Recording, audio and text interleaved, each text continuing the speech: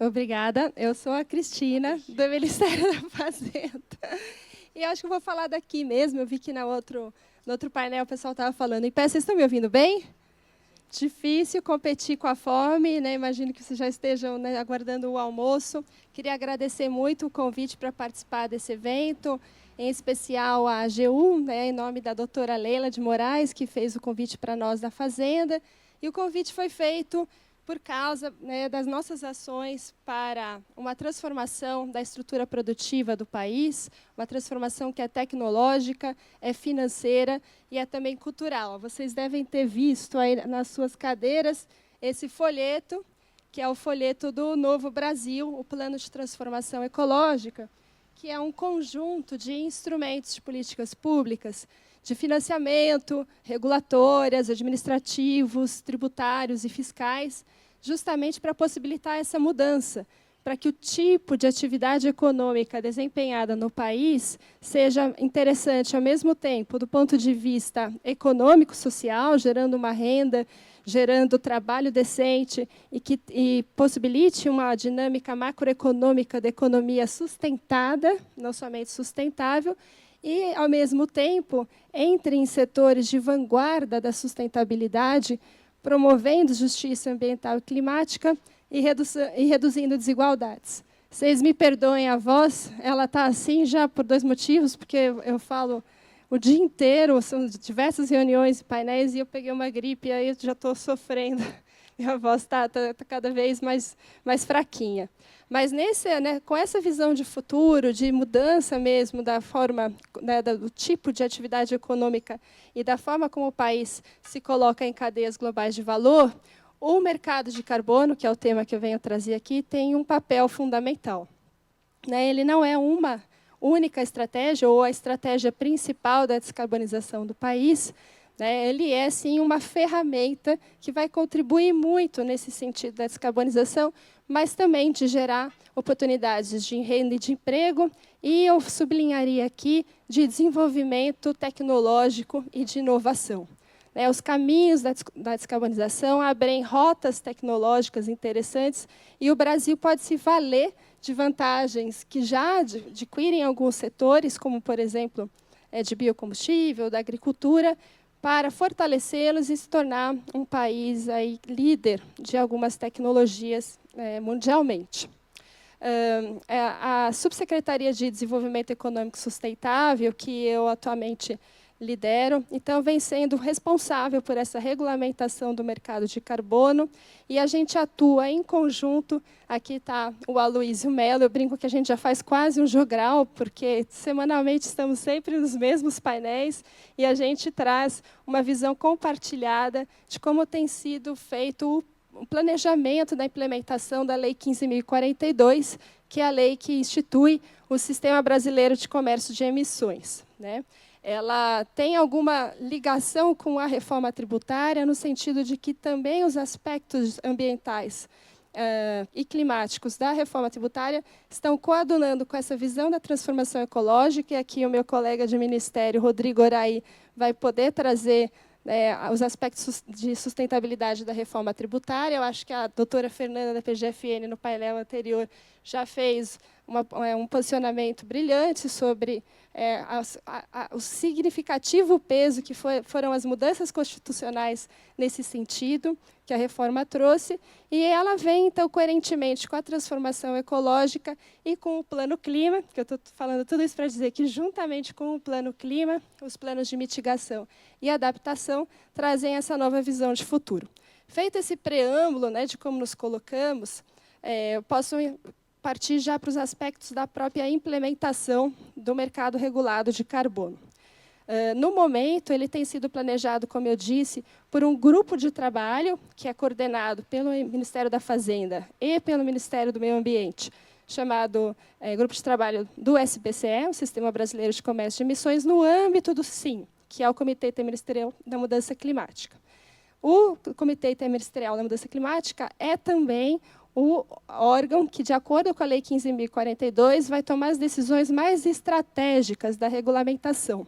Portanto, adiantando e antecipando algumas dúvidas que geralmente são colocadas, Sim, de fato, a regulamentação do mercado de carbono já vem coordenada e alinhada com o Plano Clima e com as contribuições nacionalmente determinadas, as NDCs, que, inclusive, ao serem anunciados no ano passado na COP de Baku, trouxeram uma série de medidas de implementação que vão constituir esse caminho para atingir as NDCs.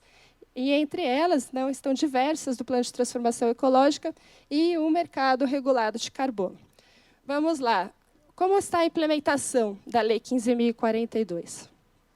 Bom, nós, no âmbito do GT, planejamos essa implementação e constituímos um relatório muito robusto, de mais de 100 páginas, que vai trazer os passos que coadunam com o artigo 50 da lei, que traz as fases de implementação do mercado.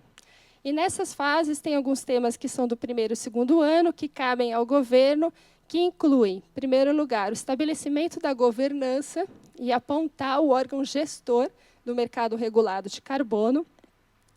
Com isso, e o Aloysio vai poder falar, a lei também institui competências para a Autoridade Nacional Designada e para a CONARED, que fazem parte, então, vamos dizer, desse conjunto de medidas para implementar a governança do mercado regulado de carbono.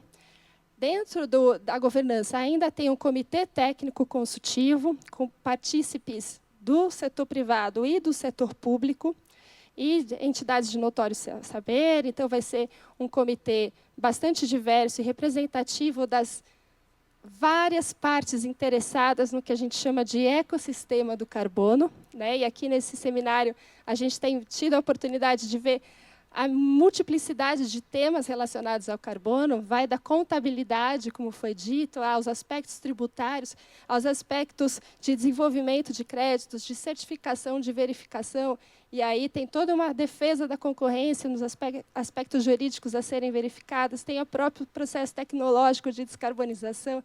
Bom, enfim, tem aí todo um ecossistema que vai estar representado nesse comitê técnico consultivo e uma Câmara de Assuntos Regulatórios composta somente por entidades reguladas do sistema. Estabelecido o órgão gestor, e a gente tem vislumbrado 2 caminhos para esse órgão gestor. E o ideal seria o anúncio de uma agência reguladora, que seja bastante robusta, com um quadro técnico complexo e completo, grande. Serão necessários diversos técnicos, dezenas de técnicos para implementar o mercado regulado de carbono, mas até que essa agência seja decidida e, por um projeto de lei e aprovado no Congresso, uma instância transitória será implementada em breve no Ministério da Fazenda, uma secretaria extraordinária do mercado de carbono.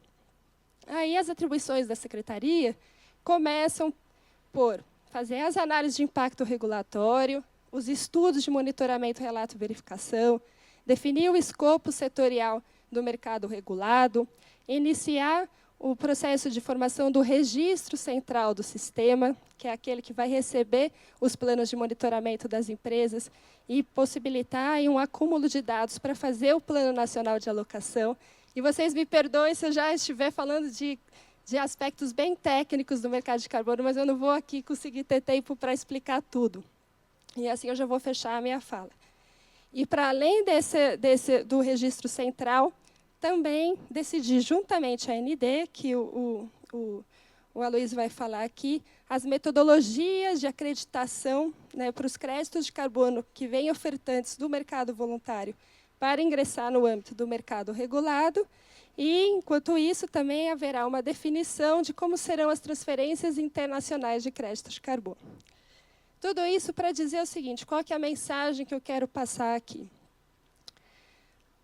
A Lei 15.042, ela, de fato, ela traz uma série de definições. E, ao instituir o mercado regulado, olhando principalmente para o âmbito da oferta do mercado voluntário, ela abre espaço aí e muitas oportunidades de negócios, seja para as grandes fontes emissoras e poluidoras, e aí sim a gente está falando da internalização da externalidade da poluição, que deverão, vou pôr entre aspas aqui, arcar com as consequências disso, internalizar esse custo para a sociedade, e, ao mesmo tempo, oferece oportunidades para os demais setores, no âmbito do mercado voluntário, de desenvolverem projetos e programas que podem tanto, se tiverem a integridade, a qualidade e a adicionalidade necessária, circular no Sistema Brasileiro de Comércio de Emissões enquanto compensação, ou serem transferidos internacionalmente, ou para o próprio mercado interno